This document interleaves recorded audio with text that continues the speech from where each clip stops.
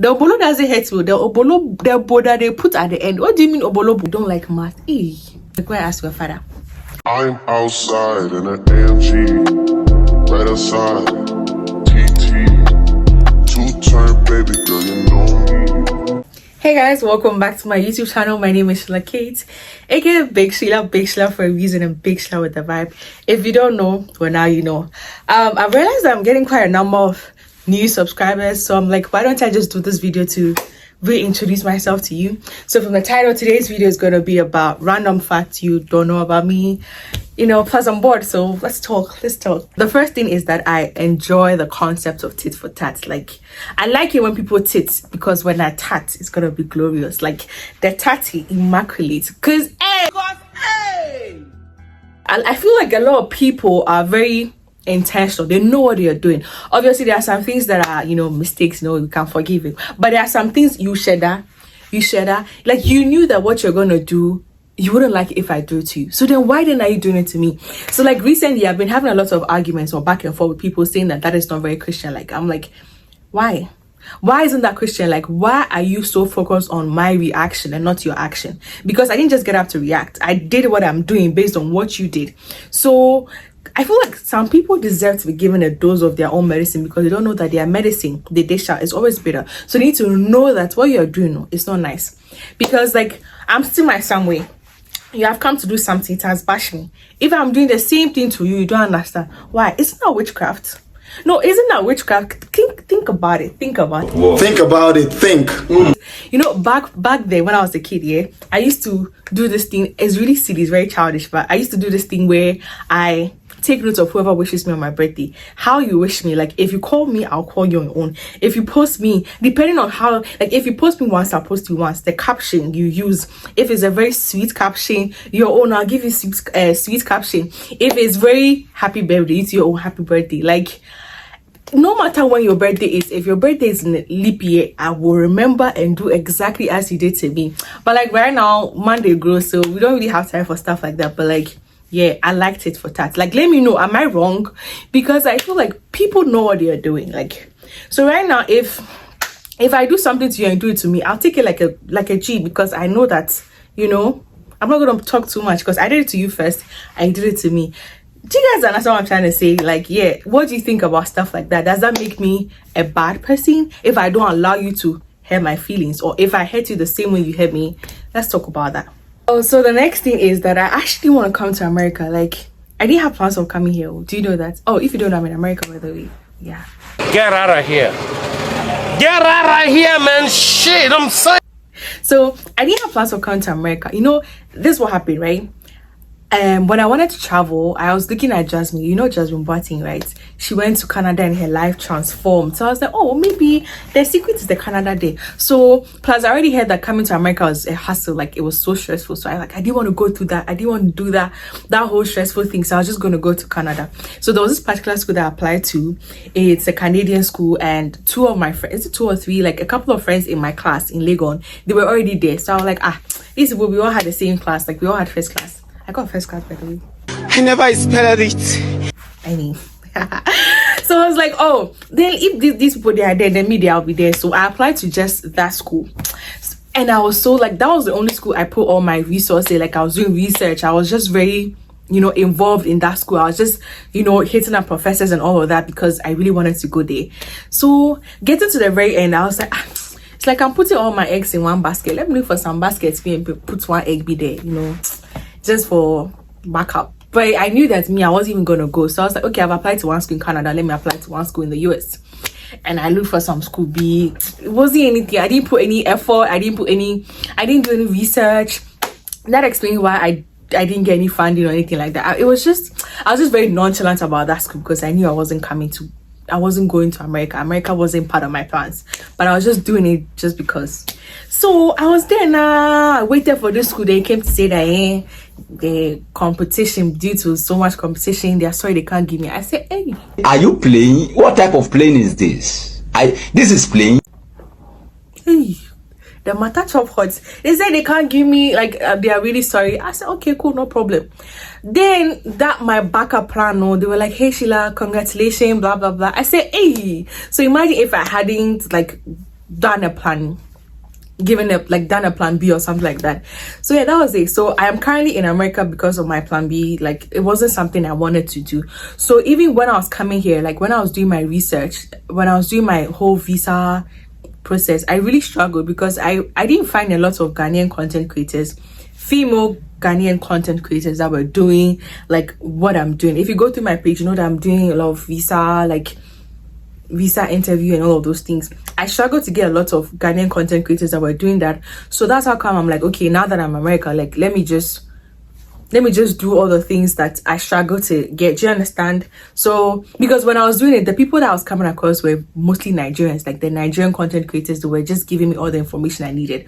So I was like, okay, now that I'm here, I mean, let me just help people out who were in a situation like I was. Do you understand what I'm trying to say? I hate math.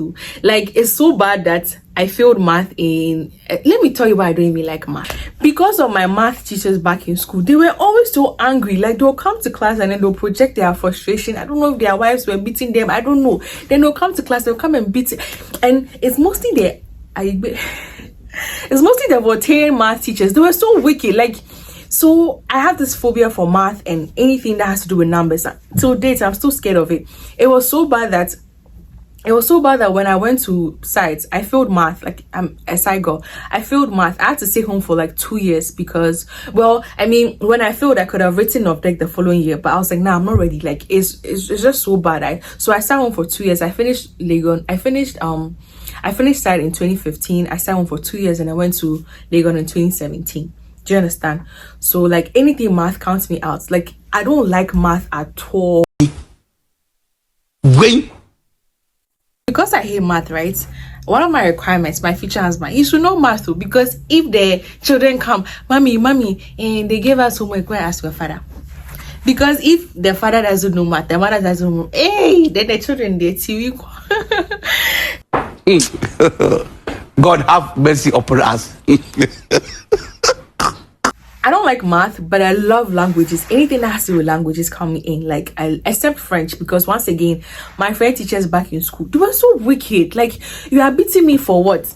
You come to class, Monsieur Chuchu, Monsieur. I'm sorry. Like, they were just so angry all the time. So I really hated French. But aside that, like, I'm very good with languages. Anything language coming in. Like, I was one of the best Ghana students in my school. I mean, it's a flex. I was one of the best Ghana students in my school. That is in Christian home, like during primary days. And then when I went to Legon, I did Russian language, which was, I was meant to drop it at the very first semester, but I loved it so much that I was selected at the end of like 3 years to I was part of the, is it top 10 or top 6? I don't remember, like top 8 students in the Russian class were given scholarship to go and study a year abroad. And yeah, I did my passport. I was so excited because that was the first time I was supposed to travel out of Ghana. I did my passport, did my medicals, did everything. Then my house, which is, when we went to, when the time was near, they were like, oh, COVID happened, so the borders are closed, blah, blah, blah. So I wasn't able to like go to Russia. Oh my God! So it's part of my bucket list just to go there and then see where I should have been.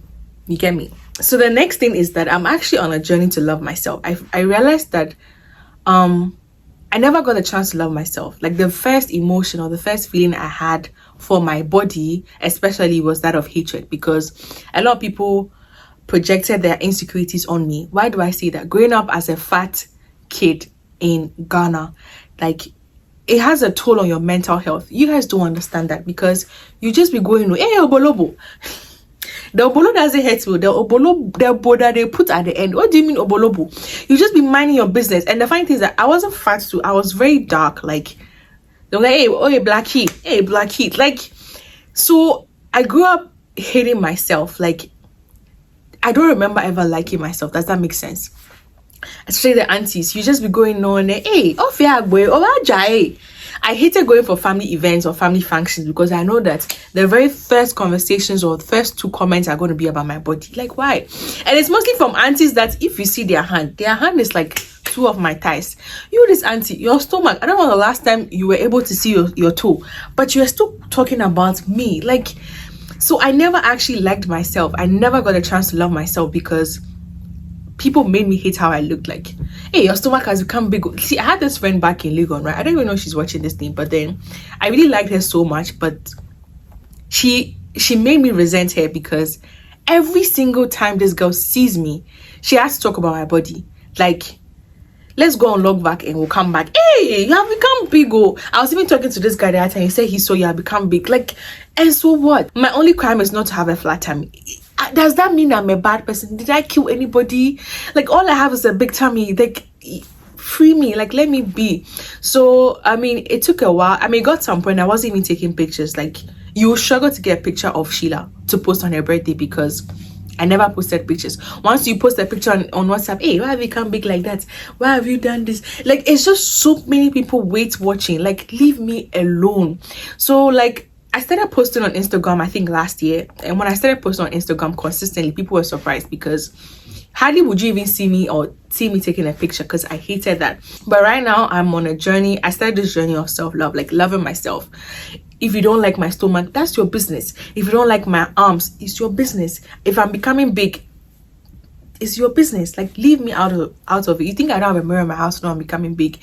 Like, it's just really hard. Like, all of these things affect your mental health. If you know any Obolo in Ghana, check up on that person because I'm saying that person is going through it. Like, Ghanaians are very big body shamers. I'm not even going to cap about it.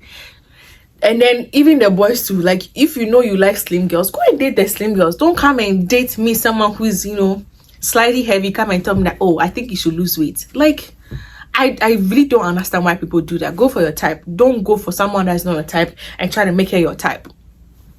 I'm getting emotional, but like, yeah. So I'm not starting to love myself, love who I am, and yeah, I'll bring you guys along the journey of me loving Sheila-kate.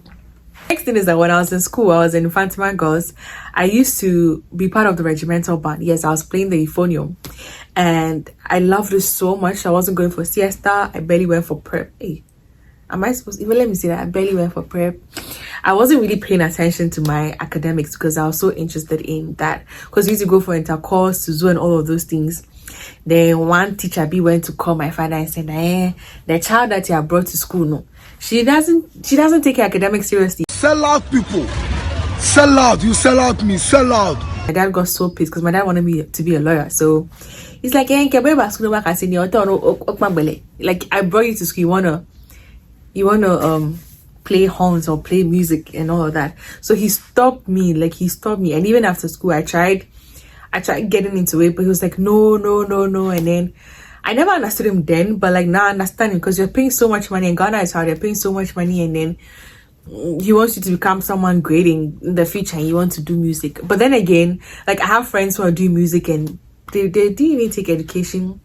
They didn't even go to uni, but then they're traveling around the world playing. It always makes me wonder what would have happened if I took that journey. Like, where will I be now?